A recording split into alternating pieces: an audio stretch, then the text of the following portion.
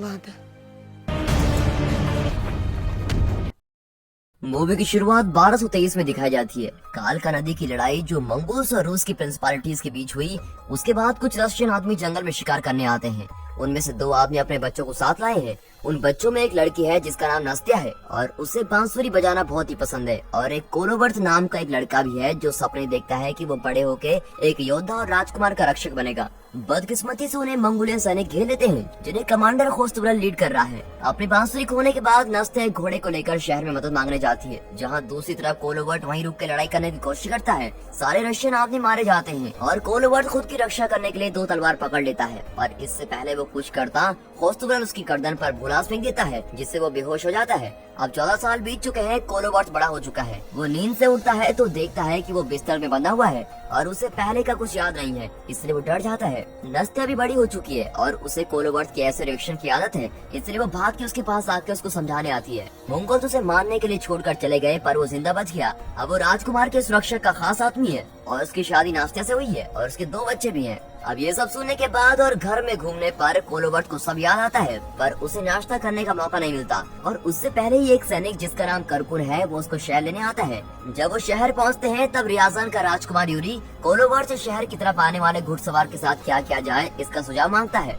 क्योंकि उन घुड़सवारों के झंडे लहराते हुए नहीं दिख रहे हैं, इसलिए कोलोवर्थ उन्हें वॉर करने से पहले इंतजार करने को बोलता है। ये सही सुझाव साबित होता है क्योंकि वो घुड़सवार मंगोल्स नहीं पर दूसरे राजकुमार हैं जो राजकुमार यूरी के पोते की नामकरण की सेरेमनी में आए हैं। उसके बाद कोलोवर्थ सैनिकों की ट्रेनिंग करवाता है। यूरी का बेटा फेडर वहाँ देरी से पहुँचता है क्योंकि वो अपने बेटे की सेरेमनी की तैयारियों में व्यस्त था। कोलोवर्थ फेडर को अपनी तरकीबें दिखाने का चैलेंज देता है जिसे वो खुशी से कबूल करता है, पर फेडर बस खुद को जलील करके वहाँ से चला जाता है। अब ट्रेनिंग खत्म होने पे कोलोवर्थ अपने परिवार के लिए तोहफे लेकर घर आता है। वो अपने बच्चों के लिए कांटेदार जंगली चूहे और अपनी बीवी के लिए बांसुरी लाता है। नाश्ते को वो बांसुरी बहुत पसंद आती है और उसे सुरक्षित रखने के लिए एक बक्से में डाल देती है, पर कोलोवर्थ को उसके बक्से में बहुत सारी बांसुरी दिखाई देती है क्योंकि वो हर दिन उसको एक बांसुरी देकर भूल जाता है। बाद में नामकरण की सेरेमनी बीच में रोक दी जाती है क्योंकि एक नागरिक ये अनाउंसमेंट करता है कि मंगोल्स आ रहे हैं। सब झुकने के लिए भागते हैं पर कोलोवर्थ उस बच्चे के साथ ही रहता है जब तक कि पुजारी उसको ब्लेसिंग दे रहा है। अब यूरी और उसके आदमी जब ये देखते हैं कि मंगोल्स अपने साथ बहुत सारे सैनिक लेके आ रहे हैं, वो दरवाजे बंद करने का हुक्म देता है और वो दरवाजे को तब तक नहीं खोलेंगे जब तक कि वो उनसे जूझने का कोई रास्ता न सोच ले। अब राजकुमार इस परेशानी पे चर्चा करने के लिए मीटिंग कराता है, पर फेडर को लगता है कि रशियन योद्धा इतने लाजवाब हैं कि अगर उनकी संख्या मंगोल के सैनिकों से कम भी होगी तो भी वो जीत जाएंगे। बाकी सलाहकारों को लगता है कि उन्हें श्रद्धांजलि देनी चाहिए, इससे उनका शहर गरीब हो जाएगा पर कम से कम वो जिंदा तो बचे रहेंगे। यूरी फैसला करता है कि वो फेडर को कुछ सैनिकों के साथ मंगोल से बात करने भेजेगा और उस दौरान वो नजदीकी शहर से मदद मांगेंगे। दूसरी तरफ कोलोवर्थ मीटिंग बीच में छोड़ के शहर का हाल देखने जाता है और वो देखता है कि सब लोग बहुत घबराए हुए हैं। कोलोवर्थ जाकर नाम के एक आदमी से टकराता है जो दवाइयाँ बेचता है। जाकर उससे रिक्वेस्ट करता है कि उसे दवाई के बदले बाहर जाने दे, पर कोलोवर्थ उसे याद दिलाता है कि सारा शहर घिरा हुआ है और बचने का कोई रास्ता नहीं है। उसके बाद वो घर लौट के देखता है कि यूरी ने हुक्म दिया है कि कोलोवर्थ अपने आदमियों को इकट्ठा करके फेडर के साथ मंगोल से बात करने जाएगा। कोलोवर्थ को ये सही नहीं लगता क्योंकि उसकी याददाश्त में दिक्कत है और नस्त्या भी इस बात पे सहमत होती है और रोती रोती राजकुमार से फरियाद करती है कि वो इस बारे में फिर सोच ले। लेकिन यूरी सबसे ज्यादा भरोसा कोलोवर्थ पे करता है, इसलिए वो अपना फैसला नहीं बदलता। अब सैनिक आगे बढ़ने के लिए दरवाजे पे इकट्ठा होते हैं और करकून भी साथ में जा रहा होता है। क्योंकि उन लोगों को ट्रांसलेटर की जरूरत है तो कोलोवर्थ जाकर को साथ चलने के लिए चुनता है क्योंकि उसे मंगोल भाषा आती है। नस्त्या अपने पति के लिए अभी भी चिंता में है, इसलिए वो उनकी नौकरानी लाड़ा को लाती है जिसने अभी कोलोवर्थ के सुबह मदद करनी सीखी है, और नस्त्या बच्चों के साथ घर में ही रहेगी। उनकी गाड़ी में धन रखने के बाद वो लोग मंगोलियों के कैंप की तरफ बढ़ते हैं। वहाँ पहुँचने पे उनके लीडर बातू खान के टेंट का रास्ता दिखलाया जाता है जो जंगीज खान के पोते हैं। उनके द्वारा लाई गई चीज कबूल करी जाती है और उन्हें खाने पीने के लिए बिठाया जाता है। मौका देखते ही वो लोग जो चाहते हैं वो मंगोल से मांगते हैं। बातू खान बोलता है कि उसे कुछ नहीं चाहिए, जो भी इंसान बातू खान के आगे झुकेगा उसकी अच्छे से देखभाल करी जाएगी। पर फेडर जवाब देता है कि वो बातू खान को झुकते हुए देखना चाहता है। कोलोवर्थ जो कब से बातू के बड़े से नक्शे को घूर रहा है वो खड़ा होता है और फेडर के बचाव में आगे आके बोलता है कि उनका शहर बस उनकी लाशों के बाद लिया जाएगा। बातू खान बोलता है कि वो कभी किसी के आगे नहीं झुकेगा और वो कोलोवर्थ की हिम्मत की दाद देता है और उसे तोहफे में ट्रांजिट की चिट्ठी वाला ताबीज देता है। इस चिट्ठी से एक इंसान दुश्मन की सीमा में बिना वार किए और मार खाई जा सकता है। पर खान पान का लुत्फ उठाते हुए बातू खान उन्हें छोटा सा शो दिखाता है। ये मंगोल्स द्वारा साजिश होती है ताकि वो रशियन का ध्यान भटका सके और उन्हें घेर ले, पर ये प्लान काम नहीं करता। रशियन नौकरों ने टेबल संभाला है और वो मंगोल्स को आते देखकर बिल्कुल सही समय पे अपने देशवासियों को सतर्क कर देते हैं। लड़ाई शुरू हो जाती है और कोलोवर्थ नौकर और बाकी सबको टेंट से बाहर ले जाता है और रास्ते में आने वाले सैनिकों को चीरते हैं ताकि कुछ घोड़े चुराकर जंगल में भाग सके। लेकिन फेडर को तीर लग जाता है और वो वहीं रुकने का फैसला करता है ताकि उसके दोस्तों को भागने का समय मिल जाए, पर वो खोस्टरबल द्वारा मारा जाता है। बातू खान फैसला करता है कि उनके पीछे भागने का कोई फायदा नहीं है और वो सबको जंग के लिए तैयार होने का हुक्म देता है। कुछ घंटे बाद कोलोबर्ट और उसके साथियों को बर्फ के तूफान के कारण जंगल को पार करने में दिक्कत होती है। अचानक से एक बड़ा सा भालू उनकी तरफ आता है, पर वो अटैक नहीं करता क्योंकि वो एक रशियन साथी नेस्टर के कंट्रोल में है। अब नेस्टर उन्हें एक बड़ी गुफा में आराम करने ले जाता है जहाँ वो तूफान रुकने का इंतजार करते हैं, लेकिन कोलोबर्ट आराम करने से इनकार करता है और नेस्टर से दवाई मांगता है जिससे वो उठा रहेगा और अपनी यादों से परेशान नहीं होगा।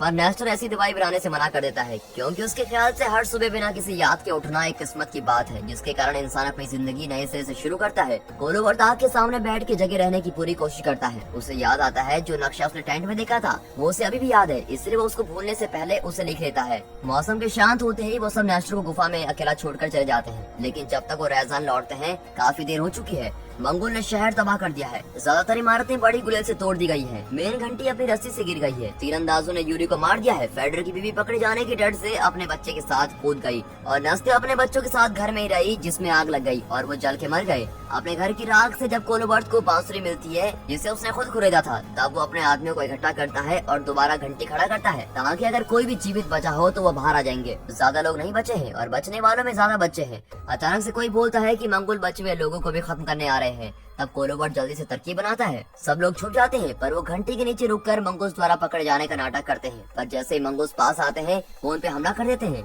कोलोबर्ट जो एक समय पे 2 तलवारों से वार करता है वो बहुत अच्छा साबित होता है और इससे वो चुटकियों में बहुत दुश्मनों को मार देता है। जब वो दुश्मनों की संख्या कम करता है उसके आदमी बाहर आते हैं और उसके बचे हुए दुश्मनों को खत्म करने में मदद करते हैं। लड़ाई खत्म होने पे कोलोबर्ट एक तरकीब लगाता है, वो 3 दूत को पड़ोसी शहर में चेतावनी देने और मदद मांगने भेजता है और बच्चों को नेस्टर की गुफा में भेजता है। कोलोबर्ट और सैनिक भीड़ का ध्यान अपने ऊपर रखने की तरकीब सोच रहे हैं। किस्मत से ज़कार को एक ख्याल आता है, वो एक खास पोषण बनाता है और उसे उस पानी में मिला देता है जिसे मंगोल पी रहे हैं, जिससे वो सब बीमार हो जाएंगे।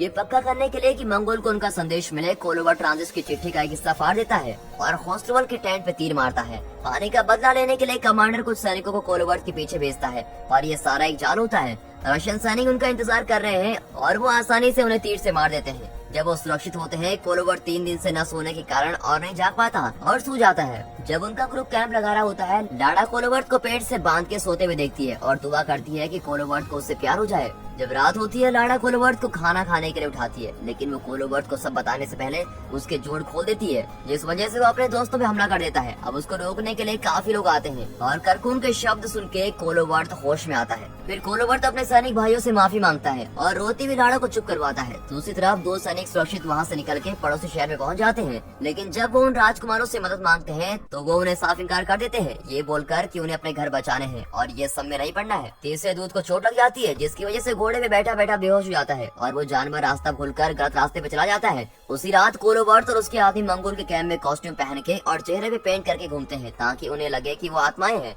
कुछ सैनिक भाग जाते हैं और जो नहीं भागते वो रशियन द्वारा मारे जाते हैं। फिर वो बड़े गुलेल और अपने हथियारों के साथ मंगोल पे हमला करने को तैयार होते हैं। जाने से पहले कोलोबर्ट तीर के साथ चिट्ठी का थोड़ा सा हिस्सा छोड़ता है ताकि खोस्टरबल को पता चल जाए कि ये सब किसने किया है। मंगोस बदला लेने के लिए उस लापता दूत को पकड़कर उसे कष्ट देते हैं। कोलोबर्ट और उसके आदमी जंगल में छुपते हैं, इस भरोसे के साथ कि सुबह उनकी मदद करने लोग आएंगे। वो सोने चले जाते हैं। लाड़ा कोलोबर्ट के पास जाके लेट जाती है, उसे नहीं पता कि कोलोबर्ट जागा हुआ है, इसलिए जब वो मुड़ के उसकी तरफ देखता है, लाड़ा को लगता है कि वो जाग रहा है, इसलिए वो सब यादें बोलती है। वो नाश्ता होने की एक्टिंग करती है, पर कोलोबर्ट उसे गले लगाने से पहले उसका झूठ पकड़ के उससे कहता है कि उसके घर में बस वही जिंदा है। जब सुबह होती है, कोलोबर्ट कुछ अजीब सी आवाजें सुन के जंगल के अंदर जाता है। उसे नहीं पता कि लाड़ा भी उसका पीछा कर रही है। इस तरह कोलोबर्ट को तीसरे दूत की डेड बॉडी मिलती है, जिसे वहाँ जाल के तौर पर छोड़ा गया है और अब कोलोबर्ट को हर तरफ से मंगूस से घिरा हुआ है। लाड़ा वापस कैंप की तरह मदद मांगने भागती है। तब खोस्टरबल हैरानी से कोलोबर्ट को अकेले सब सैनिकों से लड़ते देखता है। उसी समय कोलोबर्ट के इर्द गिर्द बर्फ का तूफान चलने लगता है।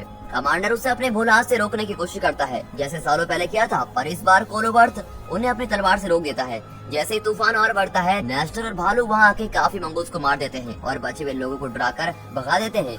जब वो सैनिक अपने कैंप पे लौटते हैं तो उन्होंने जो देखा वो डरावनी बातें वो सबको बताते हैं। खोस्टरबल ने पहले आत्मा वाली बात पे यकीन नहीं किया था, पर अब उसने कोलोबर्ट के हुक्म में तूफान और भालू को चलते देख के सब मान लिया है। बातू खान परेशान है कि उसके आदमी सब पे भरोसा कर रहे हैं और वो साबित करना चाहता है कि ये सब झूठ है और इस युद्ध में कुछ जादू ही नहीं है, इसलिए वो अपनी सेना को वापस चलने को कहता है। नेस्टर भालू को आजाद करके कोलोबर्ट की सेना का हिस्सा बन जाता है। वो पास पास के गांव से कुछ आदमी भी लेकर आए हैं। करकुन खुशखबरी के साथ लौटता है। वो बताता है कि जैसे उन्होंने तरकीब बनाई थी ठीक वैसे मंगूस शहर की तरफ जाने की जगह उनके पीछे आ रहे हैं और ये सब सुन के सब जश्न मनाते हैं। कोलोबर्ट फैसला करता है कि वो सब रुक के उनको रोकेंगे जब तक करकुन और लाड़ा बच्चों को लेकर नदी पहुँचेंगे। वहाँ वो स्लैग के जरिए घोड़े से भी ज्यादा तेज रफ्तार से पहुँचेंगे। जब स्लैग वहाँ से जाता है वो आदमी जाल बनाने के काम पे लग जाते हैं और फिर पहाड़ी की नोक पे मंगूस के आने का इंतजार करते हैं। जब बातूकार वहाँ आता है वो अपने साथ बहुत बड़ी सेना लाया है और बिना समय बर्बाद करे कुछ आदमियों को रशियंस के पीछे भेज देता है। ये पहला हमला उनके लिए घातक साबित होता है क्योंकि वो जाल में फंस जाते हैं और तीरंदाजों के शिकार हो जाते हैं